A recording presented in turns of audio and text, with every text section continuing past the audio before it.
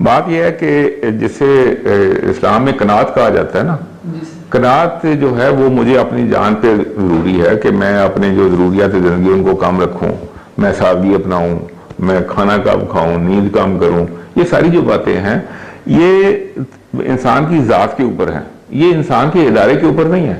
یہ اگر کمپنی ہے یہاں پہ تو کمپنی کو تو بہت بڑا ہونا چاہیے. اسی طریقے سے کہ جس طریقے سے مطلب جو صحابہ کرام تھے، جو خلفائے راشدین تھے، ان کی زندگی دیکھیں بہت زیادہ، لیکن آپ ان کی جو فتوحات ہیں وہ دنیا کے کام میں فتح کر رہے تھے. بڑا کلیئرلی آپ جب ہسٹری پڑھتے ہیں تو سامنے پتہ لگتا ہے. تو بیسیکلی بات یہ ہے کہ similarly it is for companies. جو ادارے ہوتے ہیں، اداروں کو تو بڑا بڑا بڑا اور اسٹرانگ اور بڑا منظم اور خوشحال اور بڑے سائز کا ہونا چاہیے، جتنا بھی ایک آدمی کر سکتا ہو. لیکن اس کا یہ مطلب نہیں ہے کہ وہ حرام اور حلال کی تمیز کو چھوڑ کے اس کو بڑا کرتا ہو. سب سے پہلا کام ہے کہ رزق حلال.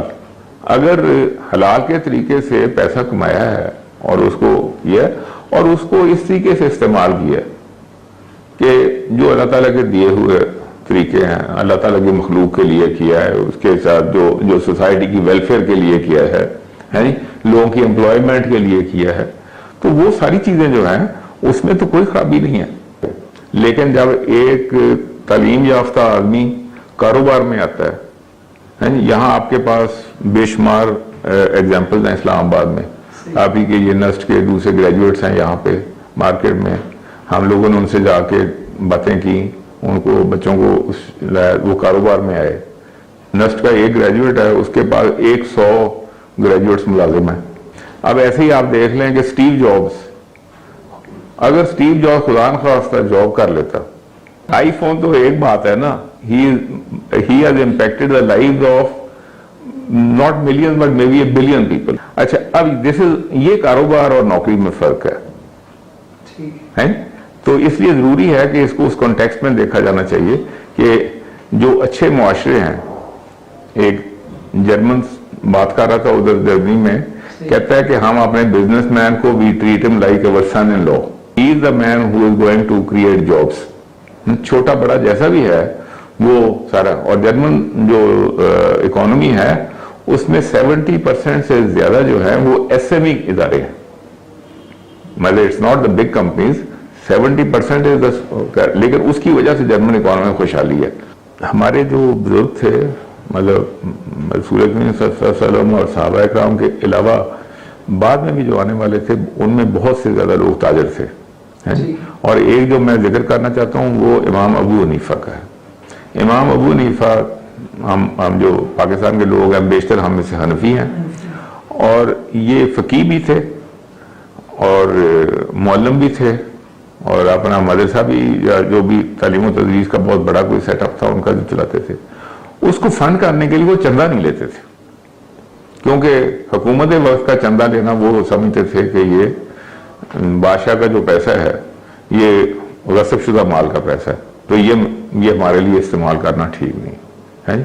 تو وہ بڑی تمیز کرتے تھے. اگر وہ کسی سے باہر سے چندہ لیں گے تو اس کا پتہ نہیں کہ یہ حلال کا پیسہ ہے یا حرام کا پیسہ ہے، اور حلال حرام کا بہت زیادہ دھیان کرتے تھے. تو انہوں نے سوچا کہ میں اپنی کیسے فنڈنگ کروں. اب تو he started a small business. اور اسمال بزنس کیا تھی کہ اس میں جو اس وقت کا سب سے مہنگا ترین کپڑا تھا جو کہ امیر لوگ خریدتے تھے، انہوں نے وہ دوسرے شہر سے لانا شروع کیا، اس کو اپنے شہر میں اس کی ڈسٹریبیوشن کی، اور عین اللہ تعالیٰ کے اور سنت کے بتائے ہوئے طریقوں کے مطابق اس کام کو چلایا. یہ بہت بڑی ایک قسم کی اسٹڈی ہے، اور it was done on a very modern line. جب میں نے اس کو پڑھا ہے اور اس کو دیکھا ہے کہ ماڈرن ڈے جو اچھی بزنسز یورپ یا امریکہ میں چل رہی ہیں ان میں اور امام صاحب کے طریقہ کار میں کوئی فرق نہیں تھا. اچھا، تو انہوں نے اس کے مطابق کیا، اور دین ہی کنٹینیو ٹو سی کہ اپرچونٹی اس میں کیا ہے. تو اپرچونٹی کیم کہ یہ میری اتنی مارکیٹ ہے، آئی شوڈ مینوفیکچر اٹ. تو انہوں نے اس کے مطابق فیکٹریاں لگا دیں. فیکٹریاں لگائیں تو پھر فنڈنگ کی ضرورت تھی، تو ہی became a one man bank also. اس کے پیچھے بھی بالکل فقہ کے مطابق، سنت کے مطابق انہوں نے وہ بھی کام کیا. بزنس کا ایک اصول ہے کہ you find a need and fill it. Simple ایک اصول ہے, find a need and fill it. اچھا, اور جب آپ اس کو فل کرتے ہیں اور جتنا اچھے طریقے سے فل کرتے ہیں, آپ کا کسٹمر یا سوسائٹی آپ کو اتنا ہی ریوارڈ کرتی ہے. مطلب جیسے آپ کہتے ہیں نا یہ ایک بیسک پیکج ہے, یہ پریمیم پیکج ہے, تو جو بھی چیز آپ کر رہے ہیں, if you do it very well, you will be bound to make money from it. لیکن بیسک چیز ہے کہ جب تک آپ مارکیٹ پلیس میں نہیں جاتے اس وقت تک آپ کو پتہ نہیں لگتا. جو ہمارا تعلیم یافتہ طبقہ ہے, خاص طور پہ ایسا طبقہ جن کی جو فی ہے وہ ان کے پیرنٹس پے کر رہے ہیں, تو اس طبقے میں ان بچوں بچیوں کو بازار میں جانے کی ضرورت نہیں پیش آتی. They don't have to fight for their fee, for their living.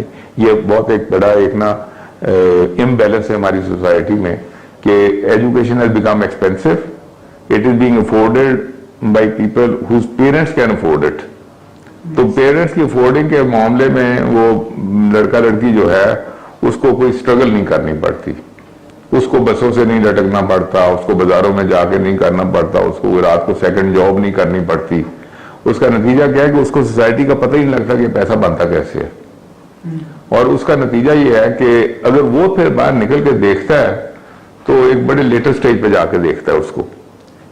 تو اٹس ویری امپورٹنٹ کہ جس بندے نے بھی کاروبار کرنا ہے وہ مارکیٹ میں جا کے دیکھے کہ ادھر ٹرکوں کا اڈا کیا کر رہا ہے, ادھر ہول سیل کی پرچون کی مارکیٹ کیا کر رہی ہے, ادھر کی ایٹنگ. ہم لوگ جاتے ہیں ایٹنگ کے لیے only to a restaurant, we don't even look at the kitchen behind that. اور کچن کے پیچھے جو لاجسٹکس کی چین ہے, there must be a gold mine in that. We never go and look کہ جی اچھا اس کا چاول چینی پیاز کدھر سے آ رہا ہے یار. اگر وہ if you start looking at that اور اس کے پیچھے جو ویلیو چینز ہیں اس کے پیچھے چل جسٹ بیہائنڈ اے ریسٹورینٹ, تو دیر از اے گولڈ مائن بیہائنڈ دیٹ.